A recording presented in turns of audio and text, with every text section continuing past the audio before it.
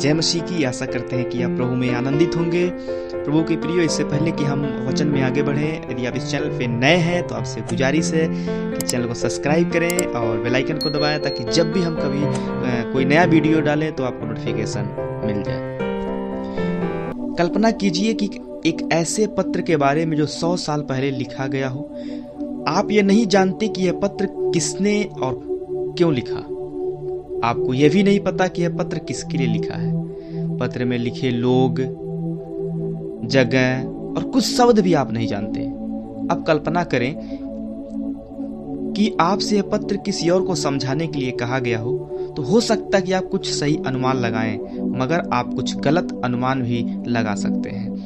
पत्र को सही ढंग से समझाने के लिए आपको इस पत्र के लेखक, जिन लोगों के लिए लिखा गया है, और पत्र के उद्देश्य के बारे में जानना अधिक जरूरी है।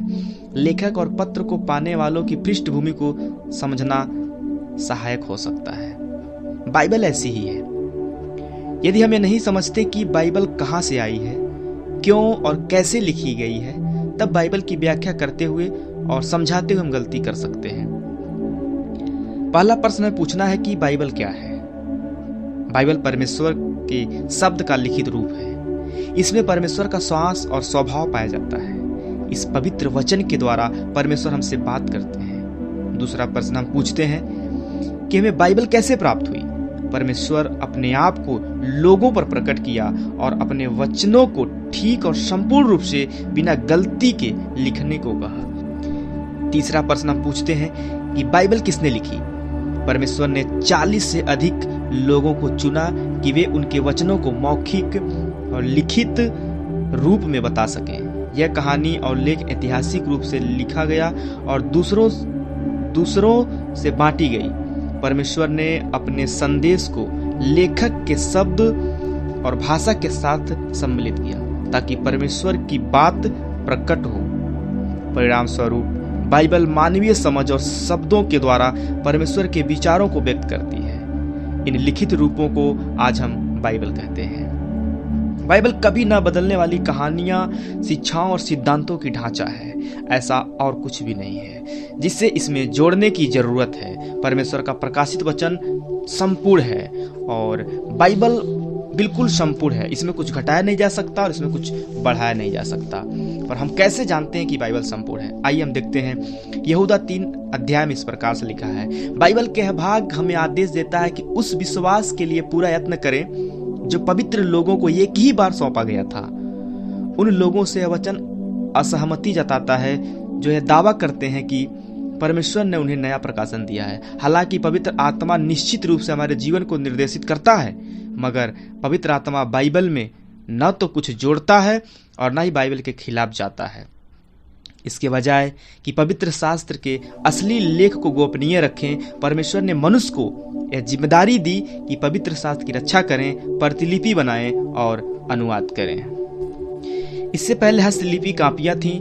पवित्र शास्त्र के अधिकांश भाग को मौखिक रूप से बांटा जाता था। कुछ समय बाद इन शब्दों को लिखा गया। जिन्होंने अपने हाथ से इन लेखों की प्रतिलिपियां बनाई, उनके द्वारा इस पवित्र शास्त्र को पुनः उत्पादन हुआ। उन्होंने यह काम जितना हो सके उतना ठीक रूप से किया। बाइबल जिसे आज हम देख रहे हैं, यह उन प्रतिलिपियों का नतीजा है। यह बात दर्शाता है कि क्यों हम बाइबल पर हमारे विश्वास के मार्गदर्शन के लिए भरोसा रख सकते हैं।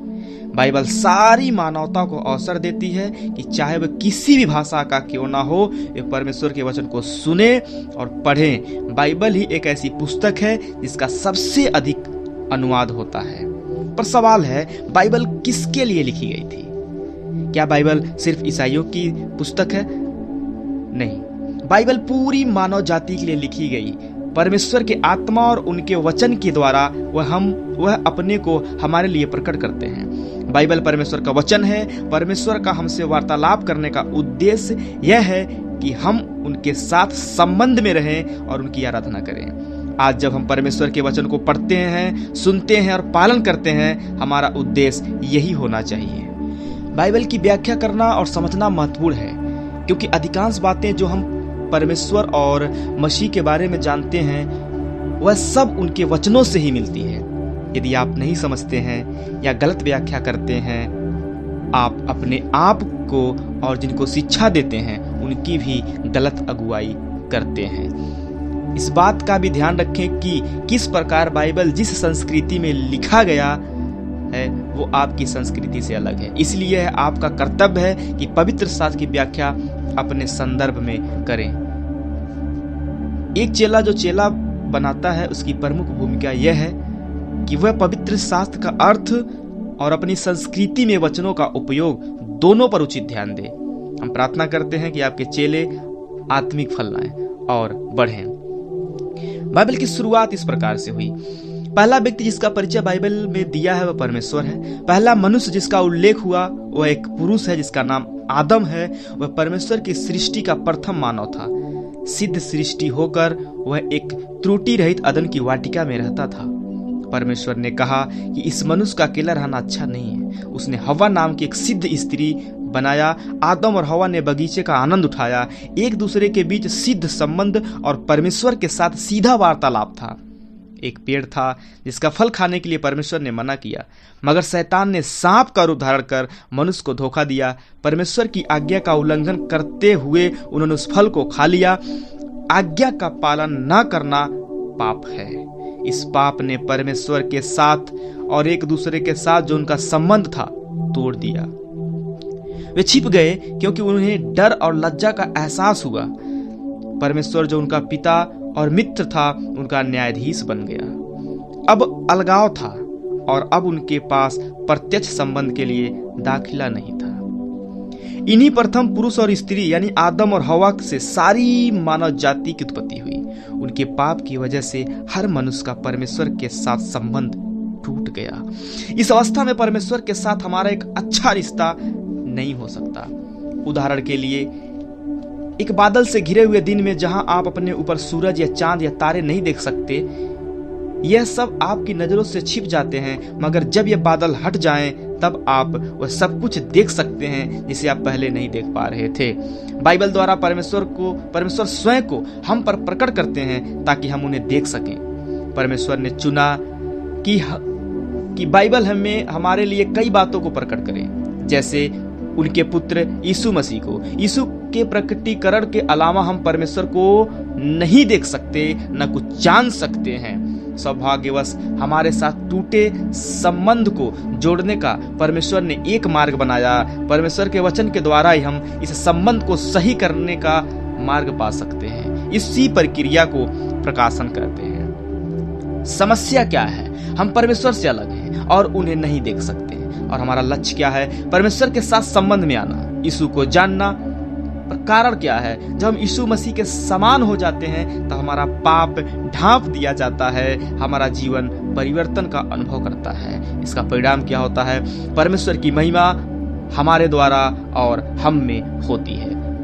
कल्पना करें कि आप रास्ते पर चलते हुए एक व्यक्ति को कूदते और अपने हाथों को फैलाते हिलाते हाथ पसारते हुए देख रहे हैं।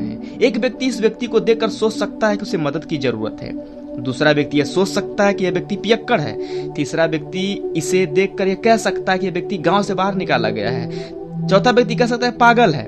जितने भी उस रास्ते से गुजरेंगे उन सब की उस व्यक्ति के कार्य पर अलग अलग व्याख्याएं होंगी। जब तक वह खुद न समझाए कि वो ऐसा क्यों कर रहा है, तब तक हमें नहीं जान सकते कि उसके बर्ताव का क्या अर्थ है। हमें जो जानना वह यह है कि परमेश्वर कैसे अपने पुत्र यीशु मसीह द्वारा अपने साथ हमारे संबंध को सही करते हैं। यह सब बातें बाइबल हमें बताती है। पहला, पृथ्वी पर यीशु मनुष्य बनकर आए कि संसार में परमेश्वर को प्रकट करें। पुराना नियम यीशु मसीह के लिए तैयारी थी और जो कुछ भी नए नियम में है वह यीशु के विषय का विवरण है। सो प्रभु के प्रियो, वचन को अच्छे से समझने के लिए हम उसकी व्याख्या उसकी संदर्भ सहित व्याख्या करना हमें आ जाएगा, तभी हम वचन को अच्छे तरीके से समझ पाएंगे। आशा करते हैं कि इस छोटे से संदेश के द्वारा आपको बहुत चीजें समझ में आई होगी। प्रभु आप सबको ढेर सारी आशीष दे। जय मसीह की।